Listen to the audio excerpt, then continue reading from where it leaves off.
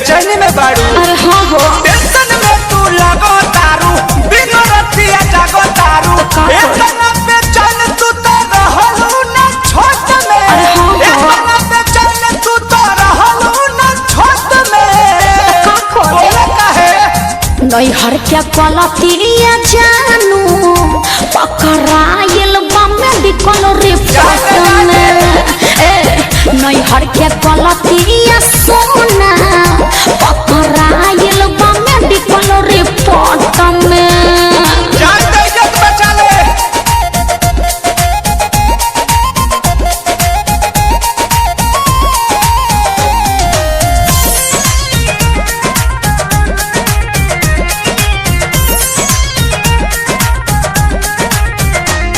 केकरा से कहीं डर लागता ई सब झगड़ा के घर लागता।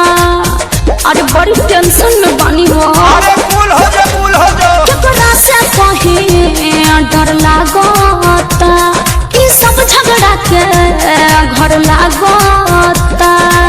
चलो कंप्लेन पहले पाती हाई कोर्ट में। कैसे? चलो कंप्लेन पहले पाती हाई कोर्ट में। का ना नैहर के कलतिया जानू पकड़ाइल बम्मे बिकल रे पट में। हाँ हाँ नैहर के कलतिया सोना पकड़ाइल बम्मे बिकल रे पट में।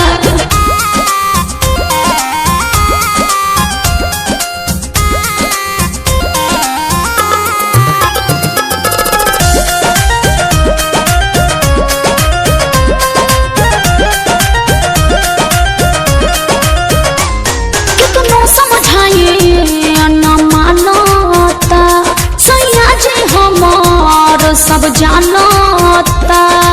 अरे का करी कुछ समझ में नहीं आवा।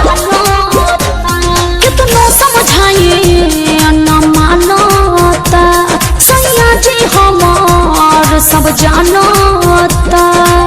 राखो विश्वास रोशन बारे सपोर्ट में। का? राखो विश्वास पर मध्य बारे सपोर्ट में। सुना ना नैहर के कलतिया जानू पकड़ाइल बम्मे बिकल रे पट में।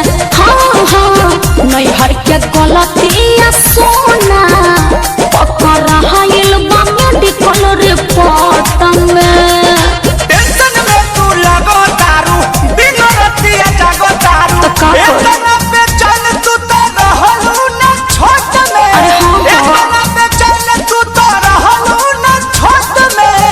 का करूं? बोले काहे? नैहर के कलतिया जानू पकड़ाइल बम्मे बिकल रे पट में। नैहर के कलतिया सोना पकड़ाइल बम्मे बिकल रे पट में। हर एकदम से तू हमके फंसा देलो।